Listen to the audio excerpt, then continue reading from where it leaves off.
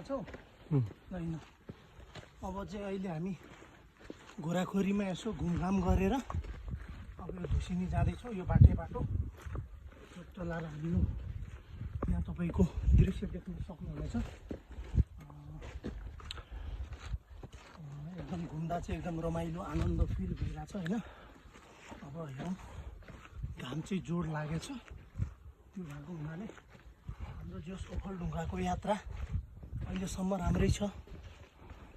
एकदम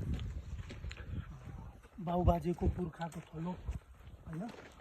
त्यो ठाउँमा कति हिँड्यो होलान्, कति दुःख गर्यो होलान्, कति सङ्घर्ष गर्यो होलान्, हामी चाहिँ यसो महसुस जोस् कस्तो गराइ रहेछन् है भन्ने थाहा भयो।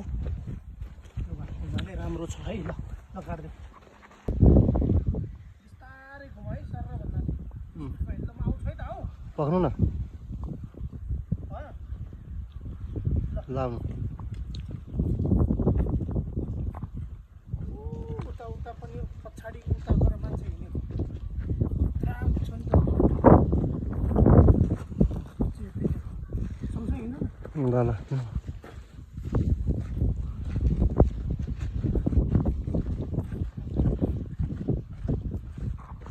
लहरुमा मुना मुनामा वसन्तको हावामा अडेको